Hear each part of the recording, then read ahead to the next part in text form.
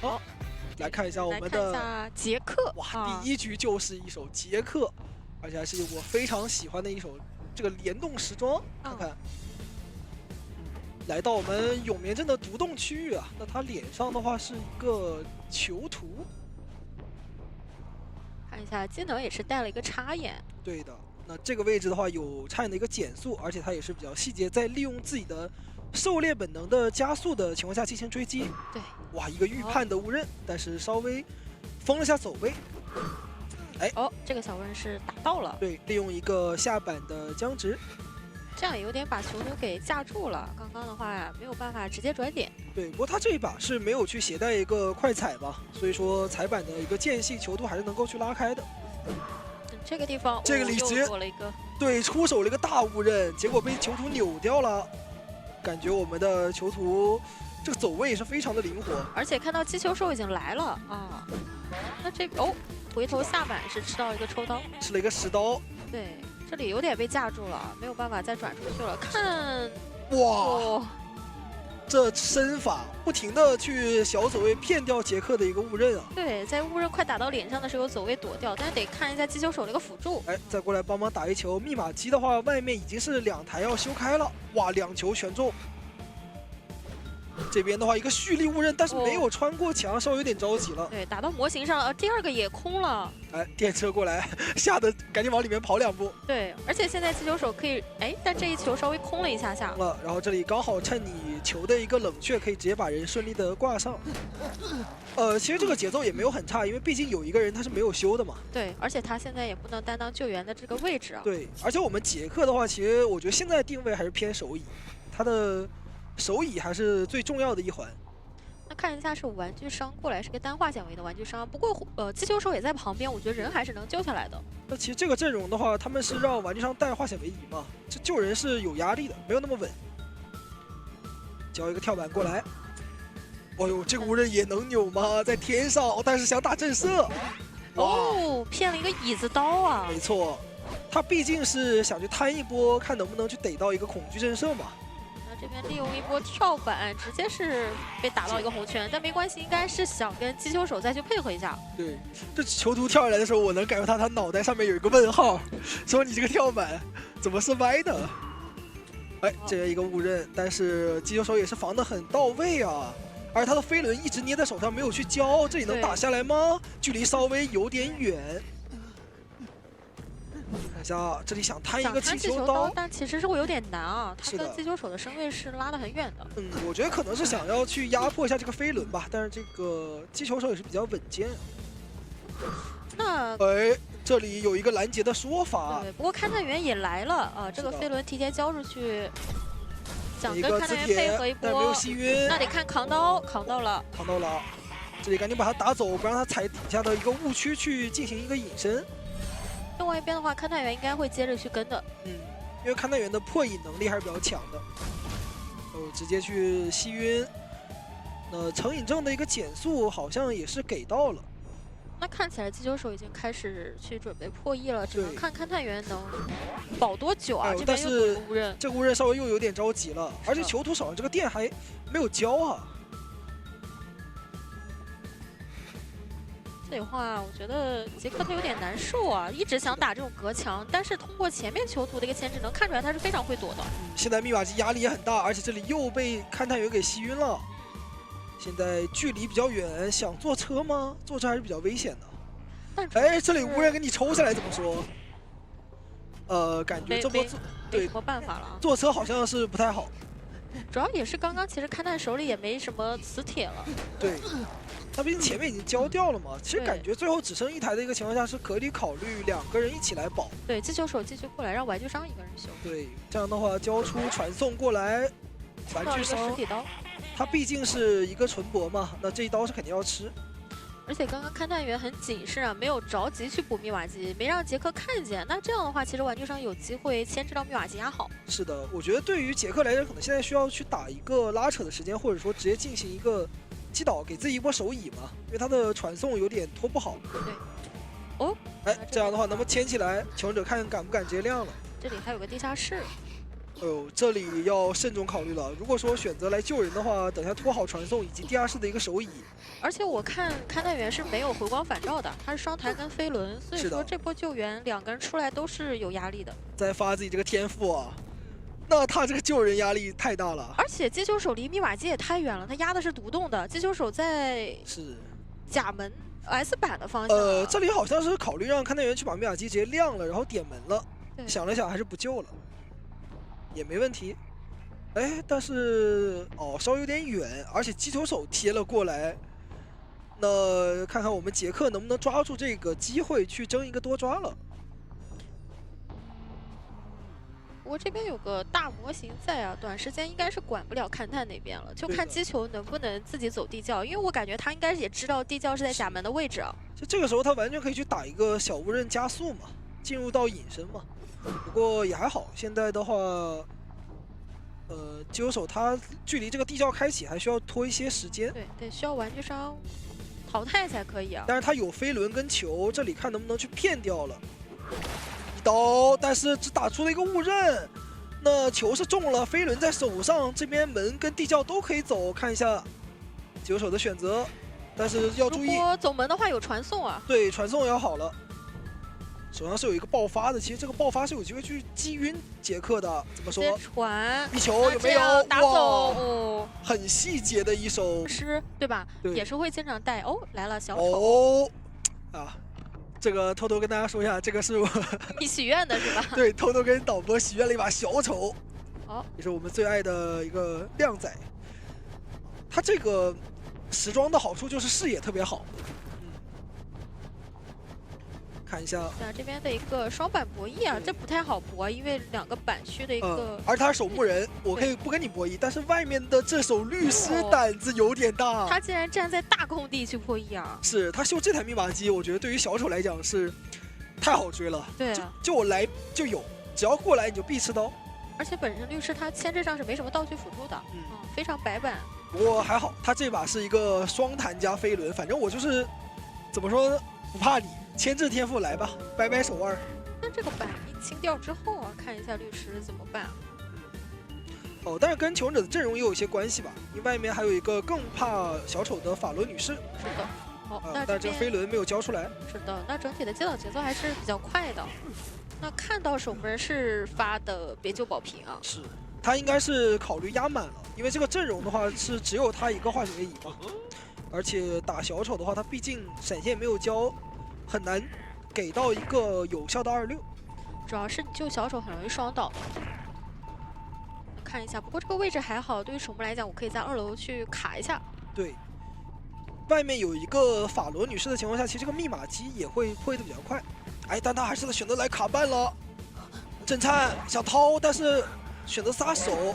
那这样的话，果然是打到他一个双倒，强行他了一个双倒。那在有钻头的一个情况下，这个守墓人就比较难受了。看样子他还是想在倒地之前帮律师扛一下。但这里应该是最多去吃出一个闪现。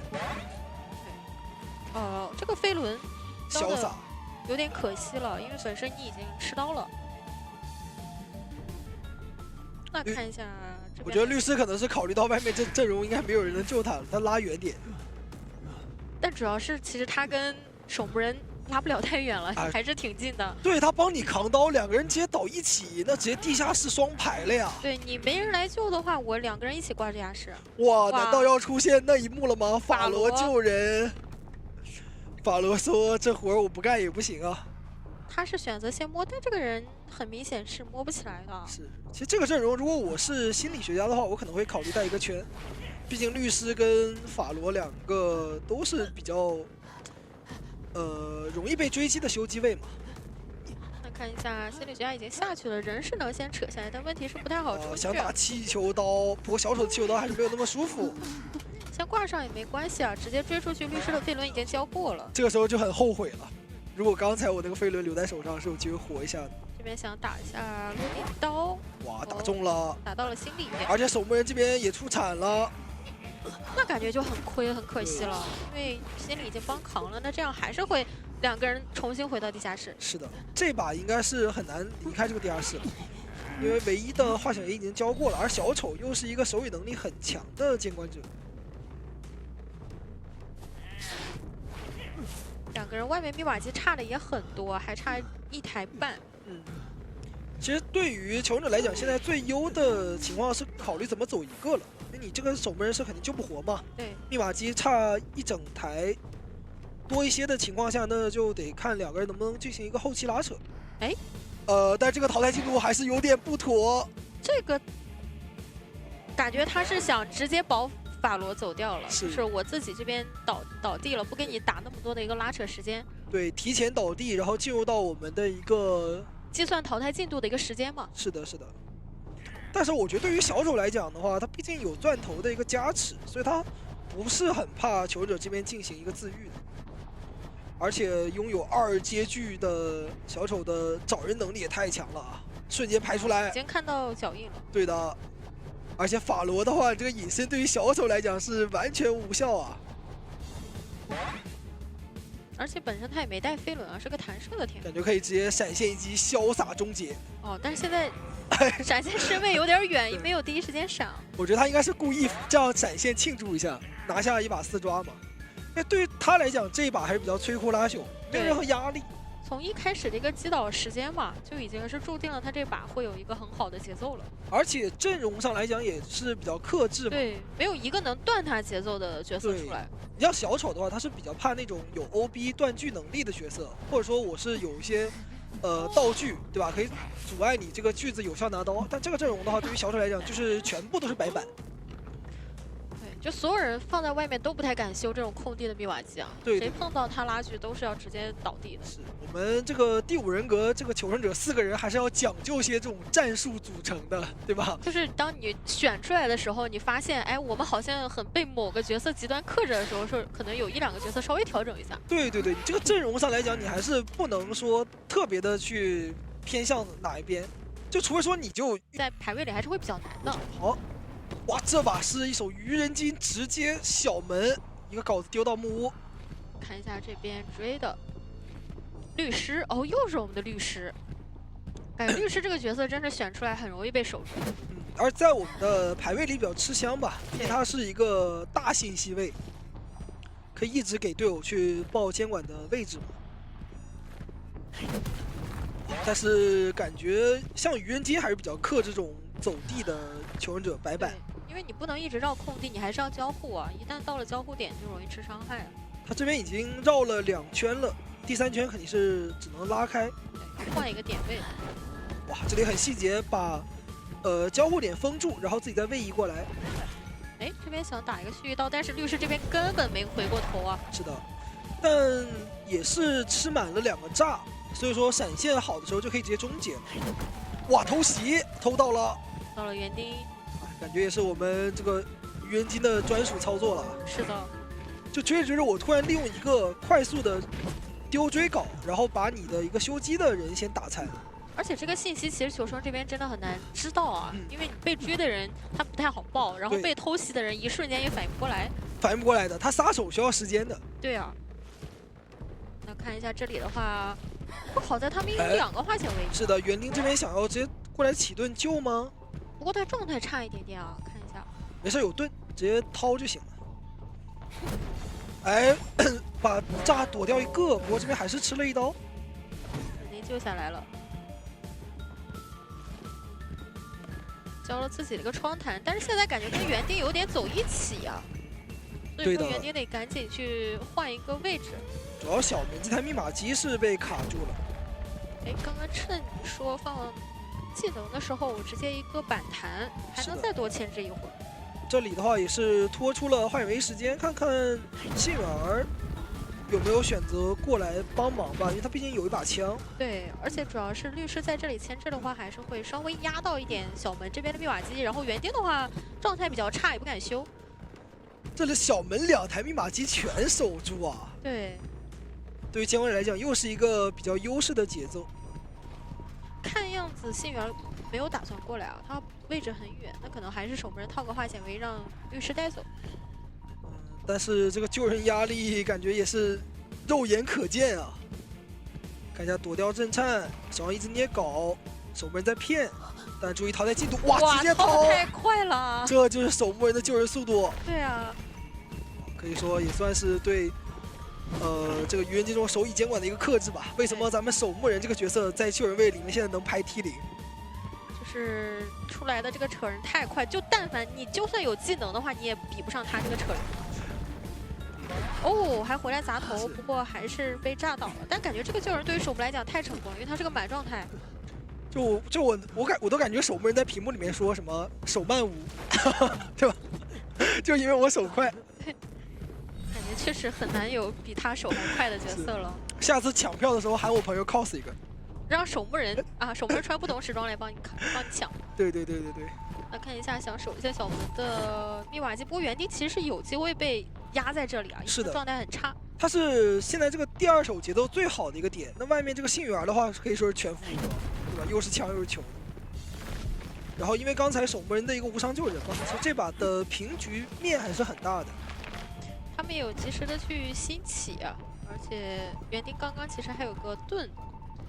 这边也很细节，先把椅子给扶开，然后再过来把园丁挂上。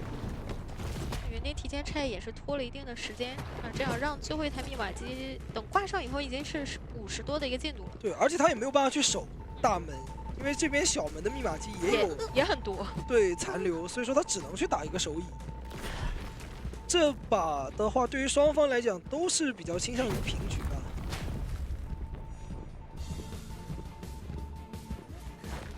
哇，好稳啊！这个时候也要去交一波铲子，拖一下密码机，等到压好了我再过来救人。对，敲铲的话是保证了他一个很好的状态贴到椅子，那这样救下来就压好了。没错。哦，吃到了实体刀。是的。但是守墓要点小门吃压力吗？这里的板区也不多，还是选择追园丁。有没有一个钓鱼的说法？但是过去的话，其实守墓有一个满应该直接闪现吧？对他这个铲子毕竟有前摇。对，来不及，因为他是先搬了一个板子。不过园丁的位置应该是有点留不住了，已经跑到墓地了。主要你交了闪啊，你现在就算赶过去，信源一定会在中间拿这把枪去惊一下。不交闪就没有办法处理守墓人，交了闪就没有办法处理园丁。是的，确实是有点赶不过来。我觉得这把对于球上来讲，还是首先律师他的一个个人限制也是比较稳定的，再加上的要求还是比较高的，或者说除非我开局真的就是直接把人给秒了。那我们来看一下这把是聂西，哇，圣心医院的聂西，这张地图是有很多的一个跳点的。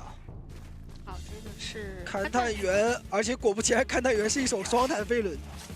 我发现了，真的，我不知道是谁去第一个带领的，反正我遇到的勘探员他基本上都是这么带，对，很标准的一个天赋。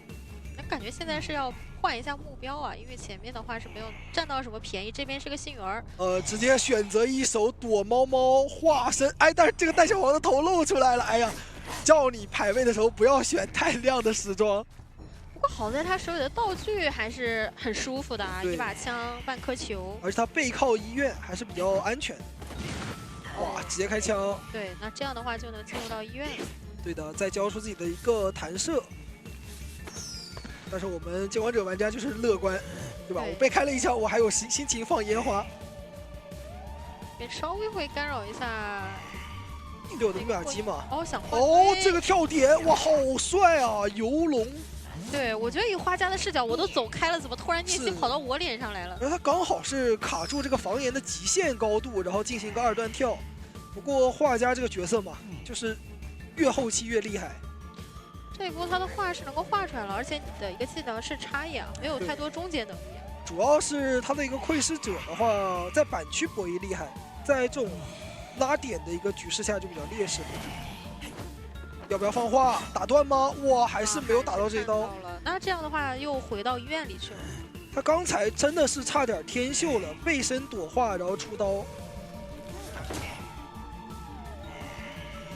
看一下画家也还是尽量走一个让聂西没有办法那么舒服的跳点的一些地方，然后把自己的第2幅画给续传了，这样第2幅画也画出来了。对，圣心医院的话，它毕竟还是一张求生者的一个优势地图嘛。哎，这边飞轮，哇，在佛板。主要你现在也没有一阶，你没有坠机的话，你基本上还是要跳到脸上拿。画家手感上来了，这边可以再放话。对，哇，但是很秀。这就是他第1波想打出来的操作。对，我们聂西玩家也是第2波利用到这个技巧，把画家给击倒之后再去看画。不过挂上以后的话，密码机其实特别多了，已经是4台多的一个进度了。啊，佣兵修开2台。主要是现在佣兵的化险为夷还在手上，这套一个圈，外面还有一个勘探员可以进行一个陪跑。对，只要这波佣兵救下来，让解放信源的密码机就可以了。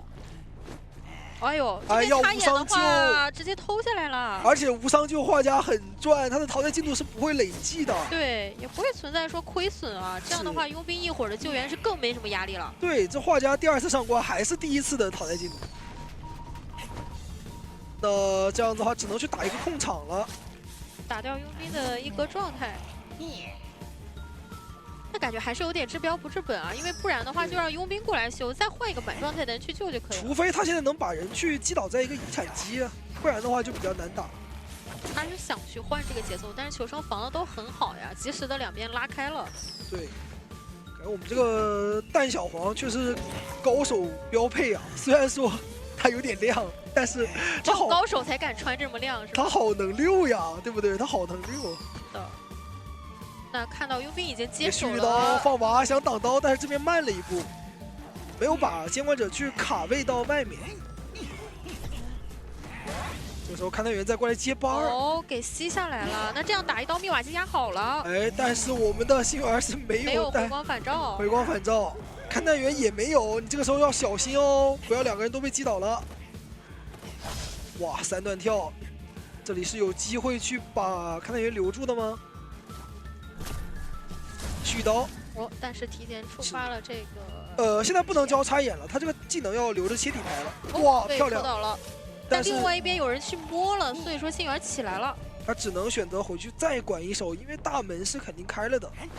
主要中场有个佣兵去做这个控场位，让叶曦会很难受的。是的，而且求生者他们往医院里面一钻，真有点处理不了。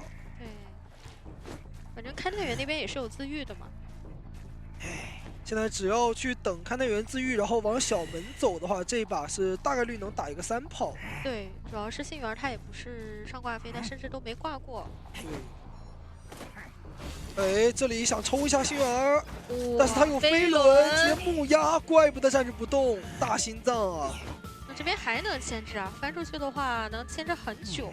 没错，勘探员都已经拉回去了，那现在聂曦发现了勘探的脚印，只能先追勘探了，不然的话。等一会儿他冲门，星源就可以卖掉了。但勘探这边手里也是有磁铁的呀，手里飞轮还在。他有飞轮，对，这飞轮是很克制聂曦的。是的。哇，竟然在弹走，手上的话是有一个蓄刀的一个机会。对，但是有飞轮。而且这边溜到大门来了，大门是已经开掉的。而勘探员还想交板弹，看出来了。哎呦，还行。这个人你不挂也不行啊，他离门太近了。而且挂了你还得把门口的人赶走，那这样小门是一定能开的。而且挽留的时间也要过了，那边还有一个满状态的佣兵，小心佣兵去进行一个偷人啊。要来吗？但他还是选择去稳健走门了。对，主要还是可能下来也会有一点风险吧。就满状态的佣兵在开门战往这一站，你没有挽留的时候。你看他，你是真没什么办法。对于球生来讲，可能连飞轮都不用着急交。哦，哇，是我非常喜欢的噩梦啊！哇，这一把的话也是一个很标准的开局，是直接找到借尸。哇，这我说实话，这种局我做梦我都能梦见2把，你知道吗？才2把吗？就有点少了。这个2它是一个，那个泛用词。好的，好的。这还是很难受啊，因为噩梦追击械师。就非常舒服。对他这种双重的脱战加速，直接都贴到了杰斯的脸上。不过也没有关系啊，这把外面可是有前锋和勘探员的。对，这边的话用娃娃先挡下一刀，因为是在一个板中间啊，一定要去处理一下。对的，杰斯的话他也是带了一手双弹，也是做好了这个战斗准备嘛。他是比较有经验的，打噩梦的话，自己的一个娃娃得去用来自保。这边的话，模型稍微卡一下位置呢，手里还有半个娃，还有机会牵制啊。这个剑师博弈的很稳健呀、又放了一个娃，那这边看好像还能砸一下。砸一板，哎呦，高手！这密码机外面掉的可很多了呀。哇，他这个牵制是完全不慌的，很沉稳的。这里的话也没有被监管的一个红光给骗到。是的，这看看这个板区博又要弈，砸了，感哎，觉。但是可惜，直接过了。他慢了一点，然后剑士毕竟下板也是比较羸弱的嘛。这边把移形给逼出来了，赶紧终结。但是等挂上以后，外面密码机也是单台了。这把的牵制是完全没有干扰到队友，也没有利用到队友的资源，就自己凭借自己的一个单溜了3台，加上一个移形。不过就是这个位置倒的，可能对于其他人来讲很远。等一下，前锋在干嘛？交了半颗球过来，但还是很远啊，还是容易被拦到，然后救不下来啊。哇，这前锋这个道具的使用是不是有点太狂野了？我觉得还是需要另外一个人过去救。对，那前锋现在就赶紧撤退。这样的话，一个渡鸦再飞回来，看台员也得吃刀，直接让队友躲好了。没事，我们就是友善的一个互动。对，主要前锋确实过不去，对吧？他离得那么远，你看交了半颗球还被卡在中场。那这样的话，第2波的一个节奏压力是给到我们的勘探，不过这里双板的话还是要踩一下。对，而且是把机械师给放出去。哦，这边要倒了，飞轮刚已经交过了。是的。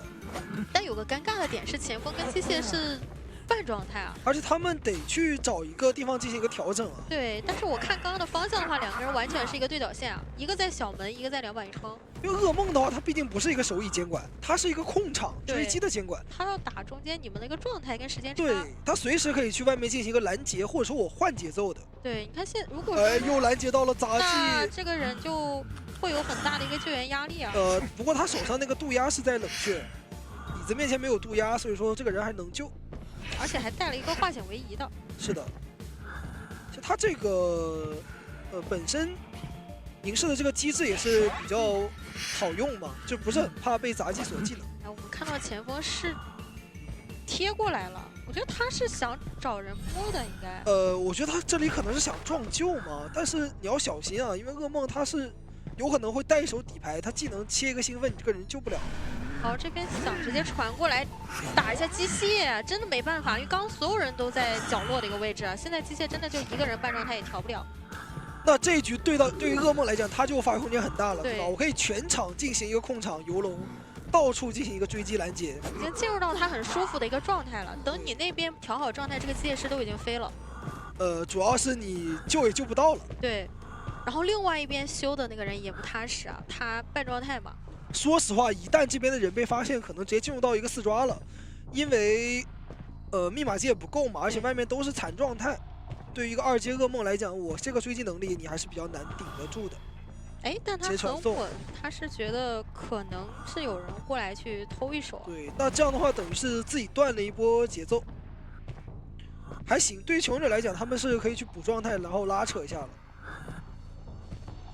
不过对于监管来讲，应该也能确定你们所有的位置是不在刚刚的半场啊。对，还都在小门这里。看一下找到了前锋。现在是前锋跟勘探员身上都有对压嘛，那他就比较明确你的位置了，先把你的道具跟状态消耗一下吧。飞轮，但还是会吃到这一刀啊，因为刚刚有点顶着模型。然后杂技也是一直在发信号去报自己的位置。对，其实他们现在应该先调一下状态，因为你毕竟的话，如果说一个半状态修机，等一下我可能直接被守密码机了。对，而且外面的密码机量是很少的。但是现在好像也没有时间了，杂技身上顶了一个乌鸦。2个人都有乌鸦，他就是2个人都已经知道了。对，直接飞过来想抓勘探员。而且勘探员的这个板没有了，天赋是暴露过的。哦呦，杰库尼震慑！前锋刚倒，我感觉这把杂技他很难受，他其实一直想找一下别人去补状态嘛，但在跑的过程中，可能这边已经有人上椅或者倒地了。这就是后期噩梦的一个控场能力啊！其实对于球员来讲，还是要去尊重一下他的一个中后期的，把自己的状态去拉满，然后多修密码机会好一些。现在已经进入到就是只要有人上瘾，然后这个人根本就救不了。对，位置又特别远。打控场型的监管者肯定是状态要优于密码机进度的嘛，除非说你就能压好，不然的话还是要保状态。哎呦，这边哇，有点救不了了，手里有一个传送，可以直接传送落地，在这边想要拼死一搏，还好逃下来，但是勘探员这个落地的词典是减了擦，这边一个2段再冲掉勘探员，还是相当于传过来让你们救下来了。只剩外面孤军奋战的前锋了。前锋身上还有压在啊，也没有办法了，对吧？因为杂技的话也是牵制了3，杀一个补状态的一个效率也比较低一点。哦，这一把的话也是跛脚羊啊！哇，这个时装是真的很帅。来看一下是在木屋。这军工厂这地图的话，对于跛脚羊来讲还可以，因为交互点是比较多嘛，他反而是比较喜欢。看一下作曲家。 这个位置也是比较危险，但这个龙的话已经废掉了。对自己的音叉的加速去废掉了第一波的围龙。看一下第二波，哇，这个单向龙直接把作曲家给框在里面。对，作曲家刚往这走，突然发现跛脚羊从墙里出来了。想要去玩这个双连板，但是还比较危险的。想打一个8字反走。 作曲家这里一直在贴边，对，但刚刚的话他钻不过去啊，没办法了。配合着地图上的一个窥视者的一个减速嘛。对。这样的话呢，看一下外面的一个阵容，还有一个守墓人在啊，包括小说家，我们看到他也是有一个化险为夷的。双化险为夷，其实他们这个阵容是比较标准的，2个圈，然后有 OB 位陪跑，还有一个修机位。是的。守墓人下场也比较早。 主要是一刀也打不出来他这个铲子，而且现在淘汰进度也不着急。对的，这里应该是看能不能博弈一下，但是没有博到震慑。作曲家赶紧带走，那音叉也是续出来了。想26一下吗？但是还是比较难的。这个位置的话，毕竟都在大空地上。 直接补到第2个笼子，还是击倒了。那这样的话，就有点还是倒在了原来的一个位置。不过他们这把的2个 OB 位好像都不能把人从这个气球上 OB 下来。对他们都是你还在牵制的时候，对，可以帮一帮。这还是那种像什么勘探员、咒术师或者说弓箭手那种会 OB 的一个效果更好。3人家的话，他只能说我进行一个队友在牵制的时候给一个陪跑。对。 我这个封锁技能的话还是挺厉害的，让你这边放不了自己一个笼子。这边一看全是光，我以为哪边绿色通道呢，是吧？全是指引。来看一下，你这边就确实有点难受啊！你看现在人是没倒地的，那4人家一直罩着你，没有办法交技能。当然要考虑扛刀嘛，一个扭侧刀，但是作曲家有点卡模，哎呦，冲到石头上去了。那现在慈善家没办法了。 我觉得这个就是生动形象的诠释了什么叫慌不择路。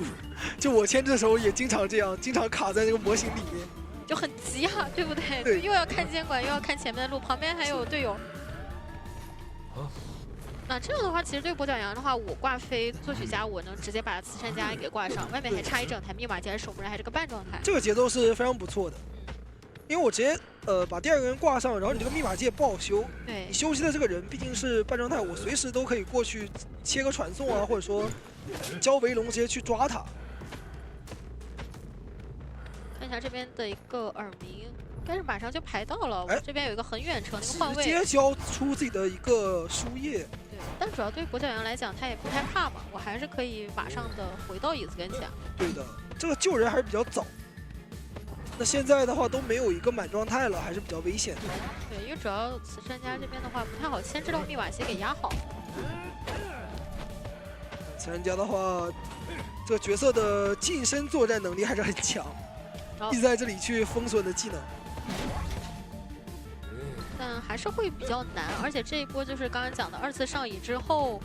这个人就比较难救，主要小说家他没带红光反招，就算密码机压好了，我也不能说持刀亮了以后救。对，他可能只能飞轮去躲一刀，然后救人了。哎，这边一个小细节，月龙秒放围龙出刀，密码机还没有压好，就算压好了也没有用。对他只能是先压好了，然后其次我飞轮躲掉刀，我先把人救下来。守墓人也是没有办法，虽然说他满脸写着疑惑，但是这把的。 一个节奏也不在他的一个掌握之中了。对，其实跟他没有太多的一个关系啊。看能不能拖起来小说家的自愈弹也比较难，因为他倒地的一个位置很近，而且守门人还要跑回到那台密码机。主要是这台密码机你这把都不一定能亮呀，才88嘛，过去了还要修一会儿。而且他选择挂人的话，起步就是一个3抓，直接切传送，非常完美的一个时间，在一个小细节秒跃龙放龙。哇，又传的时候的话，那这样画面也会更刺激一些。哦，这把的话是给到了一手邦邦啊，一个手椅型的监管。看一下，不对，球商这边全都在拉点啊。唐人街的话，这张地图其实对邦邦来讲还是挺难处理的，因为毕竟的话它比较大嘛，怕被拉距离。不过这边回头是调到了空军啊，因为已经想准备去破译中场的密码机了。感觉他这个走位的话还是比较好，把雷都躲了，但是距离的话是比较近。但是翻窗以后交互连也没有连到，这边兴奋好了，所以可以直接横冲直撞了。这刀稍微拿的还慢了一点，有点急。对，而且手里的雷是有点续不上的。是的。其实对于求生者来讲的话，这把空军被追也是一个比较大的压力吧。但我觉得有祭司在，完全可以说，看后面能不能给到一些辅助啊。对，救人的话也是会是一个问题。虽然说前面牵制的还是比较成功的。那飞轮又躲掉一波连炸，现在只有一个单雷。炸掉一下，双雷觉得得去钻洞了。这边有一个高亮的小洞钻到了，那这样这个遥控雷就炸不到了。看一下前面的话有舞女的8音盒，但是有点远什么的，只能往脸上走，给一个擦刀。地刀，主要看这个阵容的话，确实救援，看外面盲女、祭司、舞女，救援上是有很大的压力的。这把的话，你唯一的一个救人就在空军手上嘛，所以说你现在的话，空军被抓了。看求生者要不要派2个人一起进行一个营救了。不好在其实祭司在这个图救人也比较有说法。就看他能不能拯救一下我们的大兵马尔塔。主要脸上盲女也出动了。是的，雷想直接掏吗？骗一下。5秒雷，敢不敢救？救了！哇！主要不能让空军钻洞。因为你没有化险为夷的话，我打空军一个针对也是很赚的。对，这祭司的话也掉了一半的状态，等我再挂上以后，还挂到了盲女脸上，而且盲女过来刚刚也自己吃了一炸。现在的话，第2波的一个就可能考虑直接卖掉了。对，毕竟压住了密码机，而且还不太好救，没有化险为夷。那我觉得对于盲女来讲，要赶紧慢慢拉走，不然她会被续2手节奏直接挂在这儿就被多抓了。等下你这个空军一飞，我直接切一个移形是吧？找到你这个盲女，可能我这把就要争多抓了。对，这样的话呢，先把这台50多的密码机让出来，然后另外一边，对于邦邦来讲也守不住，要亮了。他其实已经是锁定了盲女大概的位置，顺路过来先干扰一下这边的一个舞女。要放一个的滑步被打断了一下，对，减速盒，但是还是被雷给炸到了。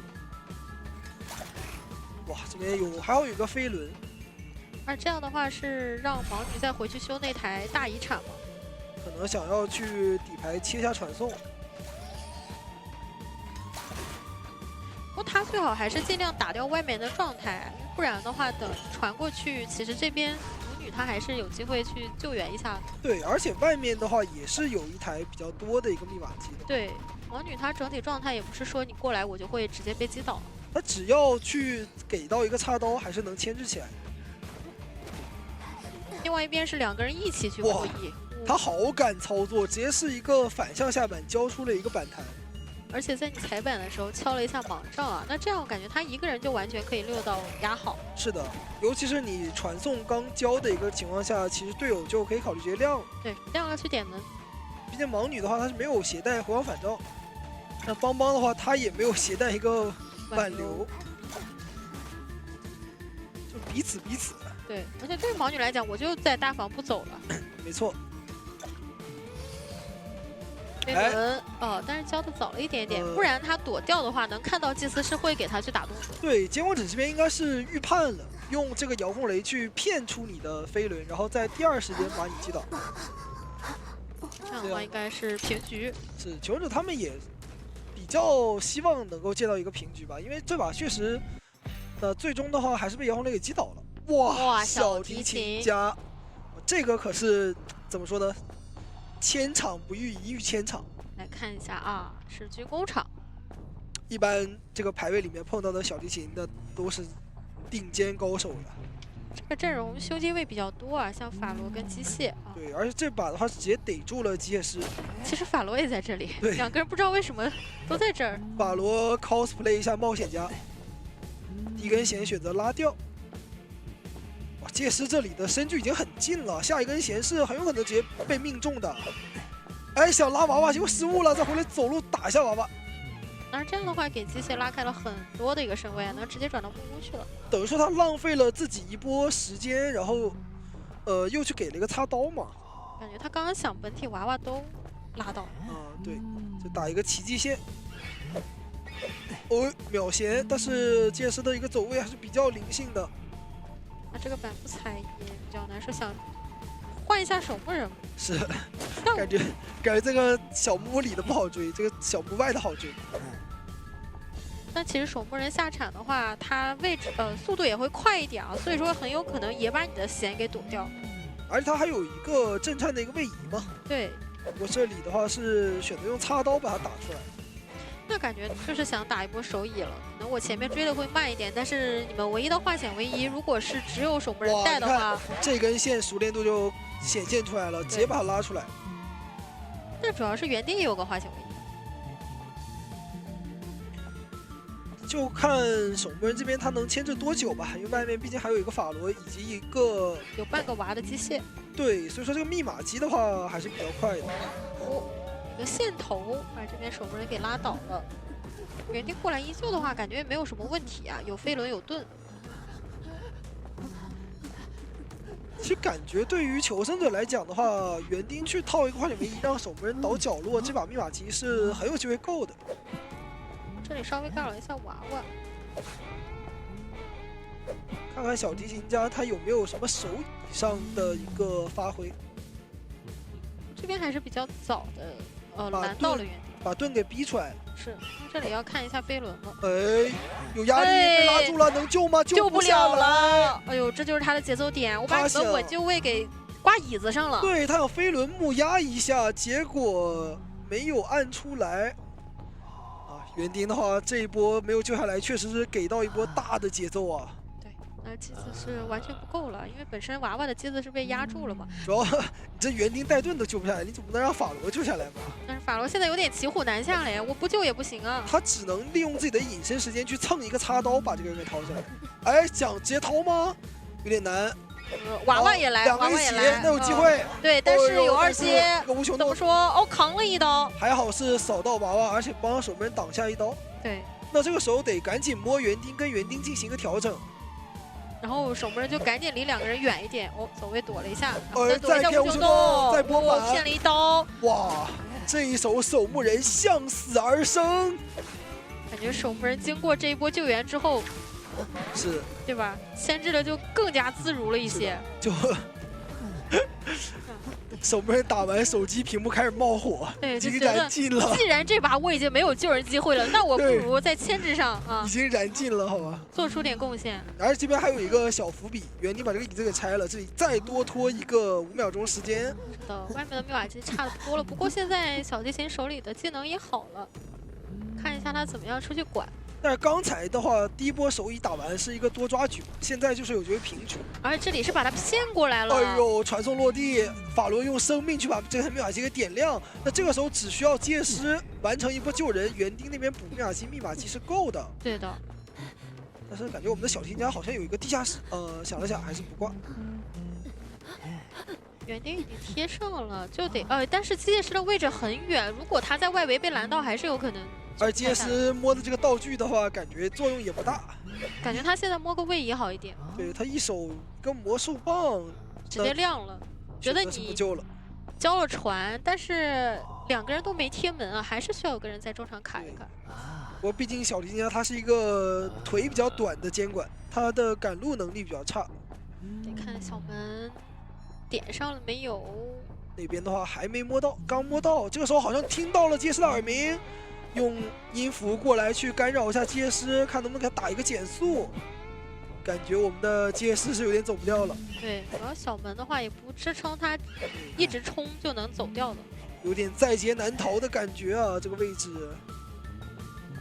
交魔术棒，再去翻窗，但是地窖的话也在中场，先吃了一波在大房吃了一波无穷洞，但这边只能去往小门冲，他可能以为地窖在这个方向。他想搏一下吧，毕竟对对于他来讲是没有太多的时间去走门的话是不可能了。对排这个地窖的。这样的话，我们的小金家是拿下了一个3抓啊，通过他一波的一个手椅节奏和后期的一个拉扯。如果他能把化险为夷套出来的话，但是这20秒时间是不太够的呀，对得卡位啊。这个椅子离门太远了，如果是那棵树的话，我就可以很细节的可以进行一个卡位。这个圈套出来的话，其实作用不大，甚至是有可能会被4抓。对的。你看小金家他通过他的一个移速不停的卡位，你一个白板你是撑不到的，也不插刀。这样的话传送不交吗？门口哎，其实我觉得他刚才交传送可以4，把园丁这边也给拦下。给小金家找到一个机会。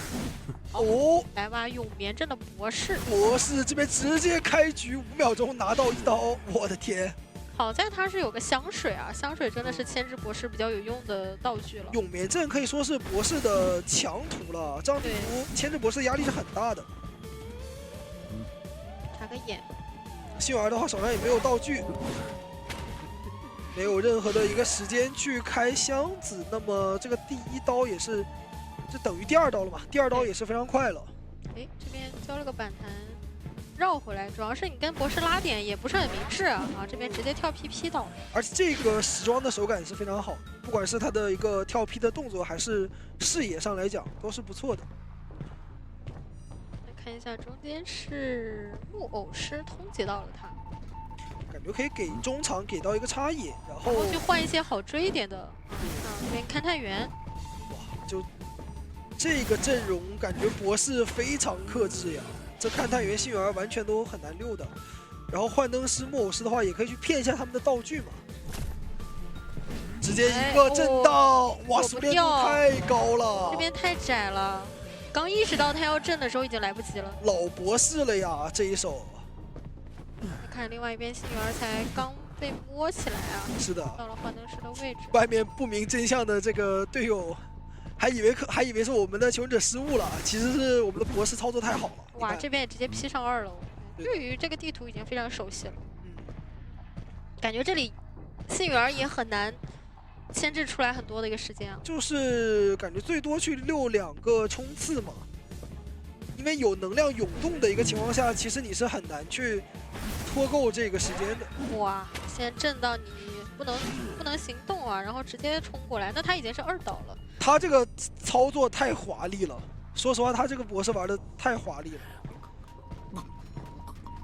另外一边勘探员刚起来还是一样嘛，中场插个眼再去找你勘探，而且这个通缉对于他来讲也是如虎添翼。对，就2个半状态根本躲不住，只能被我锁定，甚至这把都没有说我去切一个什么来传送之类的。这个磁铁感觉完全没有效果，没有用。对。另外一边幸运儿只能压的满一点点，再把自己的自愈交起来，拖一下队友的破译。就这2个人对于博士来讲是毫无还手之力的。对。然而外面的幻灯师和木偶师，他的破译速度也没有那么快，再加之永眠镇这张地图呢，本身你这个密码机就很容易被干扰。对，比较近一点。是的。直接再丢一个窥者，我转头就过来抓这个倒地。感觉又要直接来到刚刚的一个位置啊！就这刚刚一模一样。对。等幸儿翻下去之后。窗弹一触发，哇，一模一样的一个位置，这里没有选择再用自己的震荡了。就这边幸运儿已经打算我倒的就远一点嘛，就想下地下室，利用这个地形去拖时间，但是博士的一个冲刺可不是跟你闹着玩的。那勘探他如果刚刚教是自己自愈的话，现在必须需要有人去摸他啊。木偶师摸还比较难受啊，他们是让幻灯师过去的。对，这个密码机的话，其实满打满算也是差不多的，对吧？对。但唯一的问题就在于我们的勘探员他是一个交通事故，你说想要强行闯过。对，但车还是跟你说是不跟你讲道理。但说实话，我觉得这个电车全责，因为我们要礼让行人嘛，对吧？这电车还是高龄老人是吧？电车说实话是有点素质不太好啊。那这样的话，密码机是有一点机会啊，有点机会，就看一下勘探员。哇，这边极限的一个冲刺刀气，那么2人减员。感觉每次放了磁铁，好像就已经宣告勘探要倒地了。是，就他可能更适合玩调香师，你知道吗？就你冲这个磁铁触发，还不如冲的这边快呢。那看到木偶师的话，我觉得还是可以坚持比较长的一个时间。是的，其实我觉得对于勘探员来讲，你打博士的时候你就谨记，我是白板。我没有道具，因为这个磁铁是很容易把自己害死。这边的话，木偶师是牵制压力不大的，可以不停的去交路易。那还是扛到这1刀伤害，不过主要是2楼下那台是比较多的一个密码机啊，所以说幻灯师也只能去重新修一台。对的，这里的话是尽可能的先去击倒一下木偶师吧。不过他3段路易招都不错。对。对博士来讲还是会比较难受一点，而且那台密码机也差不多了，现在车也过来了。他这里是肯定考虑留技能了嘛？留技能，然后我先针对一个人。这边想要把人给震下来，但是密码机会压好。是的，选择直接亮也是很聪明，防止了一波木偶师的倒地。不过木偶师的状态是被打残了。这边选择直接传啊，还是想摊一下这个幻灯师的。哇，他这个位置是不是有点太近了？对，直接翻到脸上了。他是想着，但主要其实翻出来也走不了太哪里去啊。那看一下地窖是在甲门的，主要是这个版本的幻灯师，他开门战的他的这样的一个灯片的持续时间是受到了大幅度的一个这个下降嘛。他之前那个时间是比较长的，现在开门战的话，它时间是只有之前的1半。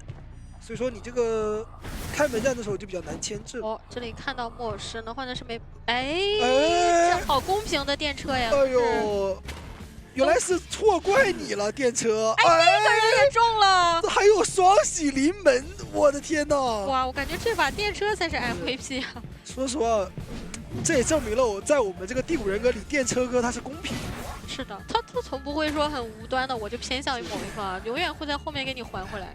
对的，就是绝不意气用事，绝对公平公正，对不对？那现在的话，我们的因为是幸运牵制了73秒回啊，我2波的一个小的一个镇定剂是可以直接打满状态的。哎，又是一把聂西，也是永眠阵。哇，开局直接一个2段跳，现在是又是一个追幸儿的一节奏。哇，这熟练度也是那样的一个时装啊。对，但是可以看出来我们这个聂西熟练度非常高，直接从窗户里面跳到了外面。这样的话没有带窥视者，所以这个追击会有点压力。是这个跳过来手里有个护腕，还是规避掉了，所以的体力值一直不太够。是的，只能去等下一波的一个跳的冷却。因为它都是2段跳一起交的嘛，所以这个体力的消耗会有点多。点一个续刀，应该是飞轮规避很秀，交移形，但是不敢翻啊，翻过去可能会打个震慑。但是他等于是移形去拿第1刀嘛，所以说这个节奏会比较差。而且这一把外面的话也是有救人位跟 OB 位的。这幸运儿的话，确实这个双弹飞轮真的有点难追啊，有点追不上他。而且这个地形的话，确实对于聂西来讲是不能失误的，一定要跳出去才可以。比较有压力，因为这样的一个头顶上的房顶是限制住了他嘛。对，这种地形来讲的话，你看幸运儿，我也不往其他大点去转啊。哦呦，这边躲一刀。对，在这个板区博弈的非常稳健啊，而且等一下下一波的一个坦克 CD 又要转好。现在密码机已经是第4台都在起了，这个人能力还是非常好的。哇！再利用这个板区，而且甚至想翻了过去，还有反弹，可惜稍微他不能直接往左边拉，有一点遮挡啊。但这个牵制已经是非常非常够了，就已经拉满了。对，这一把的话，可能对于聂西来讲，他得抓住信源没有回光返照这个点去做一些针对。看一下他们是主要是空军来依旧，剩下2台密码机都太远了，他守不住。但空军来救他是卡不太到这个半的感觉。没敢第一时间去压迫空军的身位，还是选择去等，想让信源过半。那这样其实是不太会过半的，我交枪救就可以了。看一下淘汰进度有没有机会。哎呦，刚好过半，而且没有化险为夷啊，枪也交了。对，哇，好难受，感觉一下就不一样了。是的，所以说这个。像这种比较远距离的一个情况下，有位移能力的这种位置很关键。还是佣兵来会好一点。对我们佣兵来，佣兵他毕竟能够稳稳的卡半，还能套圈。对。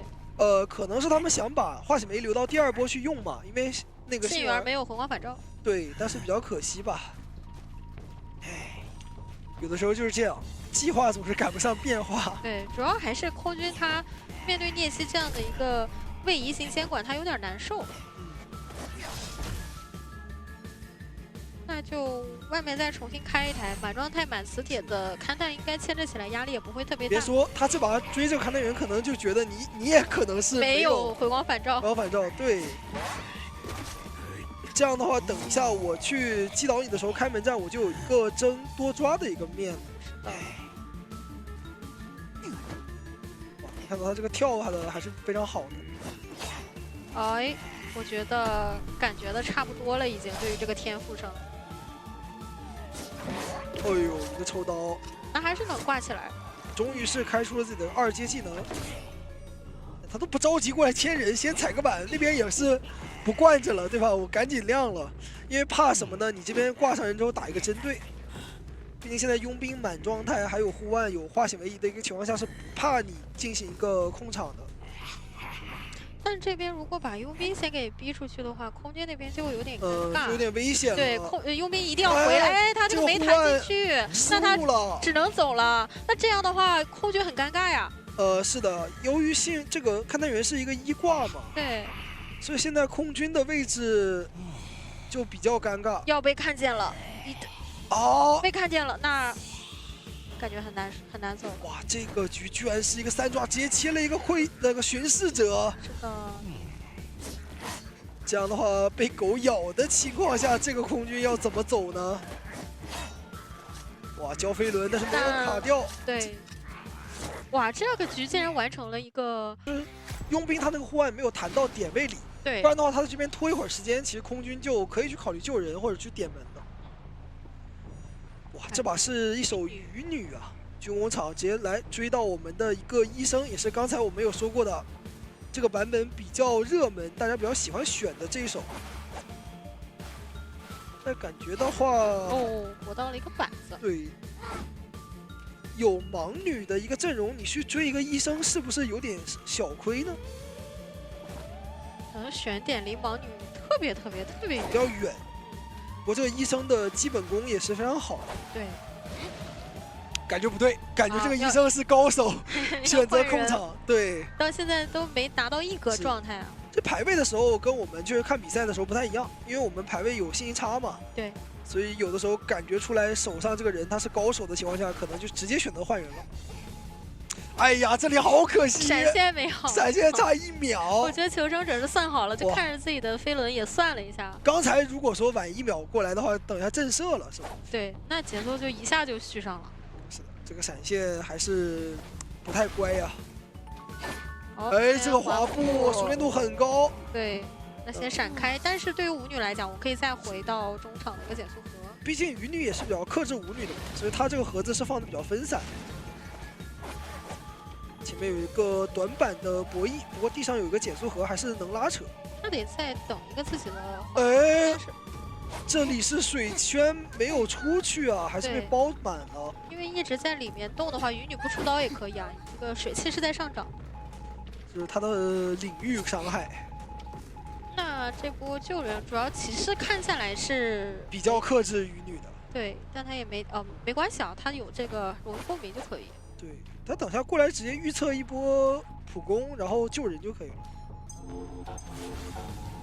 一个平 A 加相持，你总不可能丢技能吧？哎，卡位，但是没有反应过来，对，打了一个1/4的伤害，而且舞女这边也是套上了盾。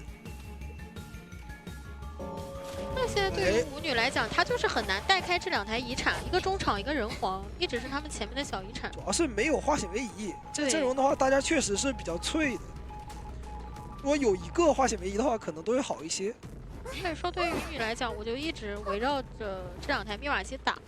因为感觉骑士它其实是有点偏辅救的，不是那种特别主流的主救位。看样子应该是这2台要先放掉。是的。再预测一波，选择丢技能，那可以直接容易共鸣再掏。但舞女下来的话是比较难牵制。对，因为你的盾只能生效1次嘛。这样的话呢，也是等于刷了一波，然后把舞女给挂飞。密码机的话是修了很多，对，有多修1台啊，因为中间2台要是能给它加起来就好了。是，而且第2波这边的盲女的牵制压力是很大的，交飞轮。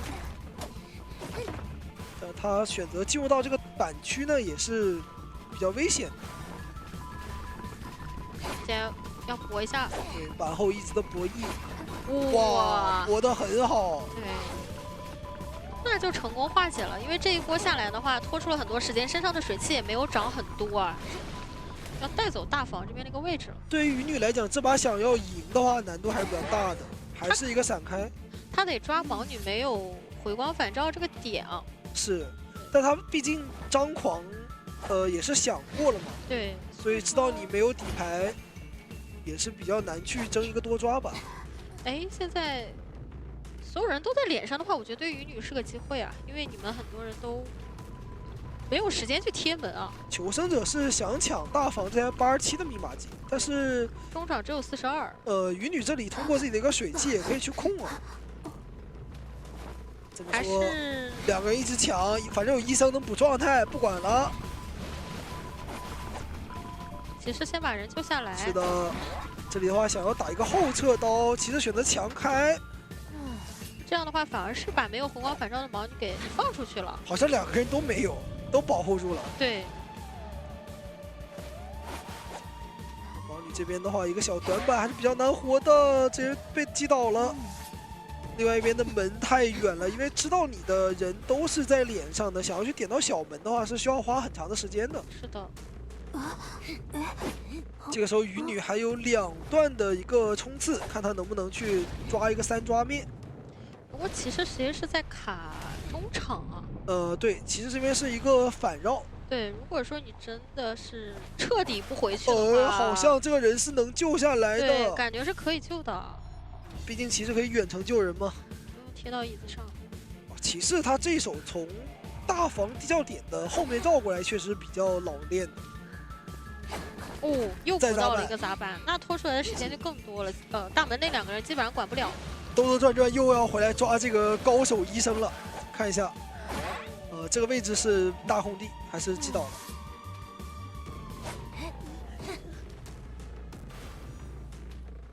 不过因为你这把也是没有去带一个底牌嘛，所以求生者这边稳稳的点门，2个人冲门就可以了。对，还是一手平局。平平淡淡才是真啊！哦，还是来了吗？隐士控场型监管，隐士永眠阵。这把的话是面对了2个 OB 位带先知，还有一个小气象的一个情况下，他依旧选择了隐士啊！哇，这一手直接一个无前摇展示熟练度，气象选择不翻窗，选择一个高云，直接飞到墓地里面是有点位研究的。2边开局都是互相展现神力熟练度啊。对。但是隐士这个时候也是刚好能吃到狩猎本能的加速，感觉也是很开心。哦，一个强风，预判风先把你卡在这里，因为刚好，第2波用风的话，第3波还可以用一个满耐久度的云或者风。这样的一个牵制是一定能撑到队友这边是可以给他切电的。对，选择细节把电先断连，这样的话，移形过来落地就可以先把气象给打残。但是鸟的话是提前给上了，他这里甚至想先打一刀，然后再上一个蓝电，但是还好是有一个先知，浪费了他一个普通电，再把电给连上。哇，双方真的是人均800个心眼。你看这边甚至还是细节的一个反绕，而且觉得你不好追了，我先来追你危险位置的古董商。这一局确实双方感觉这个博弈的质量是非常高的。对，而且互相的话，这个道具的使用把控也很细节。古董商也是先不由分说先来2棍，但是极限的一个电加极限的一手机关枪止戈还在操作，还是没有拿刀啊，想去偷袭，感觉不对，发现你这边人在桌上摸状态，我的天！但是他不撒手，难道是哇，能摸起来？摸起来了，但是还得吃一刀呀。而且前锋的飞轮也交了。这求生者他们是有这个杀意感知，监管者是有你这个治疗感知的。但兜兜转转还是回来追了一下气象，是的。因为隐士的话，他毕竟不怕你的换节奏嘛，他这个密码机的进度是修的比较慢的。但主要是这一波的话，密码机外面也比较多了，而且其他人的状态一直都没怎么打下去。是，这里甚至还给机甲学家留了一口气儿，对，让他继续牵制。这个电的话没有上到。对的。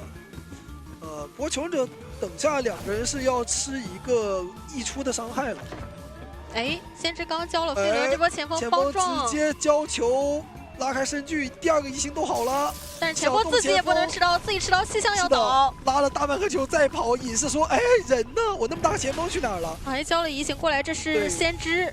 前锋说：“我去美国了，但是先知你别走。”来一刀，把气象给带倒了。对，但这个时候他能捡到气象吗？是一个问题。得看气象再专门回来，再偷袭前锋，主打的就是一个控场。对，我以乱打乱啊！这边你交了球，我还是能够拿刀啊。这样的话，其实球生得慢下来，他们得去调一下状态了。这个时候是真不能再修了，再修机等下打着打着人全没了，全倒地上了。但是我们的隐士也是不选择硬追前锋，再回来找一下古董商跟气象，没找着。对，两个人正好卡在一个有点难，但是一直往前走就找到了。感觉他也是真的是谁在摸状态，他就去找谁。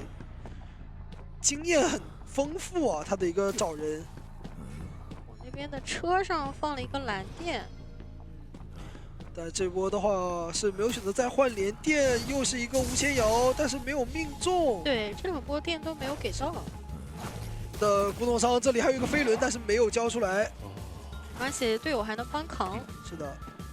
看看我们现在这个球队的状态，都是那种奄奄一息的感觉。对，我觉得他们真得摸一下了。但是我们就是没有人倒地，对吧？现在5台密码机4分钟过去了，没有人倒地。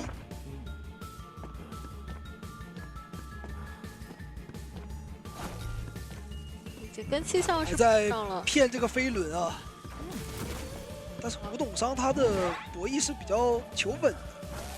那这样他们至少摸出来了一个带化险为的，他们是有优先的。我先把有化险为的人给摸板。还好这波是没有通缉到气象，这样的话应该这个救人是不会出太大的问题。看一下我们的隐士要怎么去把中后期的节奏打回来了，因为他前期的追击确实是比较慢，4分钟的一个1挂，但求生者状态也是比较差的。这波还是能先救下来。这2个无前摇，哦，要打到车上，直接来了一个组合技，我天哪！这比单纯的打了你几棍还难受。这2棍配合我们电车的一个冲撞，人直接拉到800米外，再偷袭前锋，前锋有飞轮没有交出来，还得吃一刀。对，不过先知那边可以帮他扛倒，你这边有点管不到前锋，除非你交移形。遭了殃。对。那再回到墓地里追这2个人，现在大家的状态真的很差。他是把前锋逼上车，把先知打倒，这样他可以安全的来处理这边的人，因为没有人在修机嘛。不过古董商去摸到了一个电啊，所以说还能再扛一下。还在给气象扛刀。对。感觉隐士局就是2边都在走钢丝啊，求生者这个吊着一口气儿，然后监管者这边的也是密码机。都在破译的挺快的。气象这边是实在没办法了。不过对于他们来讲，气象是没有上过挂的，然后这波是可以先在外面安心调整一下的。他主要他追一个人，他就打好多刀，对吧？也是挺吃力的。而且总是在第一个人上挂以后呢，马上就有一个满状态的人给蹦出来了。对。因为这个版本其实大家是很喜欢去带一手愈合的。那我带一手愈合的话，打隐士局，我可能只需要去一半的一个治疗时间，就大大的去增强了我面对控场的一个反制能力。感觉这个人是要2个人一起合救，然后看一下古董商修一下2楼的密码机。对，因为最后剩的这台密码机还是比较难修的，在墓地啊、2楼啊这种位置。看一下密码机不够，那应该是选择针对一下气象了。等一下，前锋跟古董商是在合修的，得去用命给气象学家扛下刀。对，想打先知，但是先知的话，保人同时应该也在吸秒啊，就能打谁先打谁。对，把古董商给带倒。但现在隐士手上一个技能都没有，他这里是想去捡古董商了吗？他真来了。他要去捡了，这个摸是来不及了。上挂飞的话，我也不着急处理，我先把这个场给控住。那另外一边就赶紧把气象给摸好。其实我很想看一下这个隐士他有没有去带那个崩坏啊？然后他的打法的话，带崩坏绝对是性价比最高的。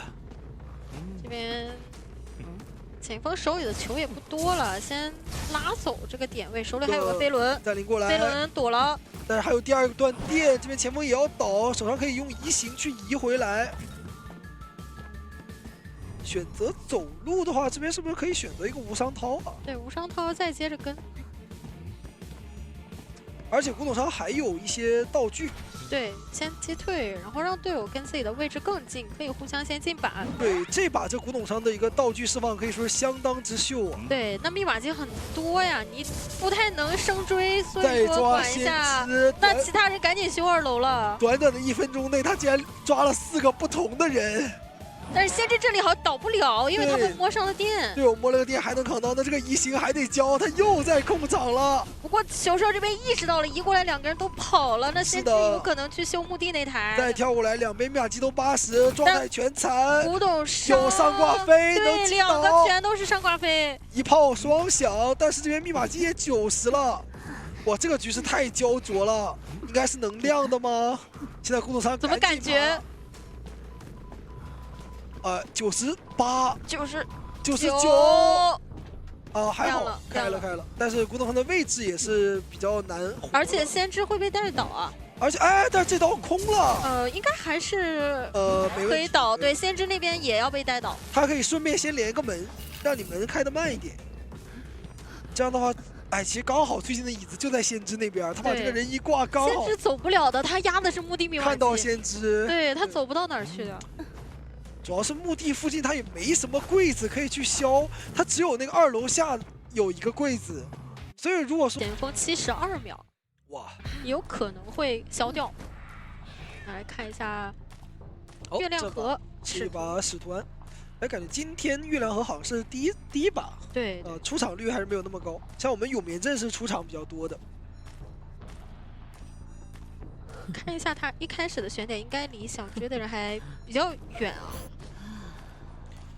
但是使徒安抓起点的人还是比较有优势的。不过这里是猫没有去咬到，而且跳也没跟上车，对，车也没上去。他其实如果猫咬到的话，是可以把球人给炸下来的。那2个人走远了，守门人给他开了灯，但是你要追守墓的话，可太难受了。对他这个前期是有点难受的。本来我在起点站可以逮捕一个咒术师，现在的话这个守墓人就不一定好追了。对，而且这个猫的话也是没有咬到的一个状态。主要它在地里，它是无视你这样的一个猫的锁定的。不过这边的话，通过走位是拿了守门1刀。对，而且守门的话还是打算往回跑，这边的一个板子会多一点啊。先走位躲一下，有机会先把它打残，然后利用自己的移形去秒它。因为你移过去把它的铲子打出来的话，下一个猫也能击倒。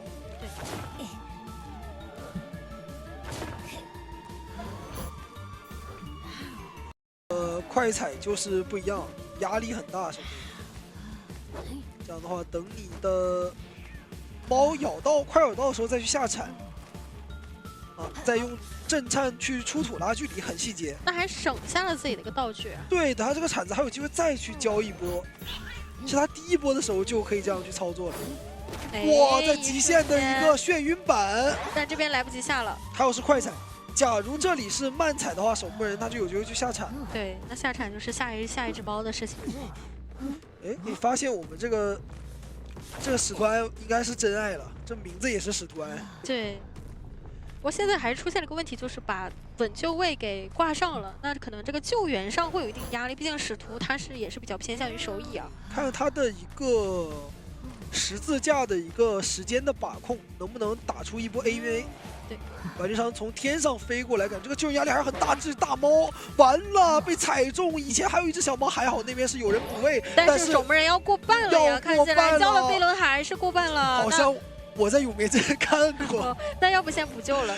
而且这一波也是4个人全来了。对，那不着急，不着急，得压满，然后让医生先摸一下玩具商，直接分工，那边补状态，然后这边的话救人。但是使徒安的话是想要打一个气球眩晕刀，两边我都要，人我也要守，玩具商我也不给你摸。这个人好像救不了了呀，这个人。医生能救吗？能吗？可以救下来了，赶紧下铲。哇，守门真的是，我觉得下铲，他下来的一瞬间，下了一半就已经在下铲了。真的，这把自从守门人上瘾之后，整个晋西北乱成了一锅粥呀。那这边好像是没什么办法了。铲子的一个冷却时间到了嘛？不过还好，这边医生也是把自己摸好，然后咒师在边上给一个陪跑。咒术吃一刀，我觉得也能接受，他还是尽量要宰一下自己的咒像啊，因为他当时手里的咒像很少。这个一咒的体系还是比较经典的，但我觉得他有点，哦，还好没有放出来自己的喉头，在这里他要躲掉这个猫。拉到身上了，怎么样去保住这个守墓人？直接选择强迫，但是被捡起来了。他撒手了，他怕吃震慑。哇，那脸上这2个人，这个移形想省，对，觉得距离还是可以靠猫就能追上的。其实医生咒术的话，我觉得是可以直接抓这个咒术了，因为他毕竟是半状态嘛。不过这边交了个大猴，那这个就没什么办法了。移形怎么说？有没有说法？但他判断那个位置还是比较准啊。不过我觉得医生可能还是要过来去帮一下，进行一个挡刀。但其实现在对于球队来讲，他们也可以选择让玩具商修机，然后医生压满救，或者卡半救2波。但我看玩具商修的是脸上的密码机、哎呦，这把的密码机分布同样很差呀。对，我往鬼板一挂的话，或者我挂鬼屋，我直接出去干扰，这台密码机不太好修。还有2台密码机在终点千里之外。对。那现在又是一个人机同手，而且半状态的玩具商，我随时可以去将它斩于马下。对，然后我挂玩具商就好了。是的，有点难受啊！现在好像是只能选择让一个人去修终点了，不能2个人都在这边的。36%的密码机，如果说你要去强开的话，那对于球队来讲，无疑是自寻死路呀，感觉。我看样子他们还是就是想抢这，就孤注一掷了，放手一搏了，不管了。但这个人是不是有点能救下来，马上被击倒，然后那台密码机被磨到了没怎么磨呀，咒术师也过来了。是的，修了7%的密码机。但我觉得咒术想把玩具商摸起来也不太现实啊。是的。那你的猴交了，我就可以直接挂人了呀。对，而且刚刚救的比较早，玩具商已经是个2挂了。然后他可以再管密码机，你救人呢，我就打针对；你不救人呢，密码机也别想修。对。对于使徒安来讲，现在是大概率能多抓的一个节奏了。有点说鱼跟熊掌他都能得到的感觉。是的。这密码机被干扰，一定要躲猫。一只猫手蚁，另外一只猫去控医生，切了一个兴奋，哇，太稳了。对。不给你任何的机会啊。没有一点点防备。那这样再把咒术给牵过来，主要这台密码机才修到了91。是的。而且我手里有可以沉默的猫的话，不太怕两个人一起在我面前抢的。其实这个一兽的配合是挺好的，就两个人的拉扯已经做到了去为这个队伍争取到一丝平面嘛。对。但是可惜吧，密码机的一个位置，以及说最后使徒安也是果断切了一波兴奋，不然这个人救下来的话，还是有机会去打一个3人开门战的。像这等一下咒术，它是可以自愈起来的。医生是来不及扎了，手上还有一个大猴，但是密码机的话，他大猴也亮不了。对，那最终还是拿到分之前的。好，来看。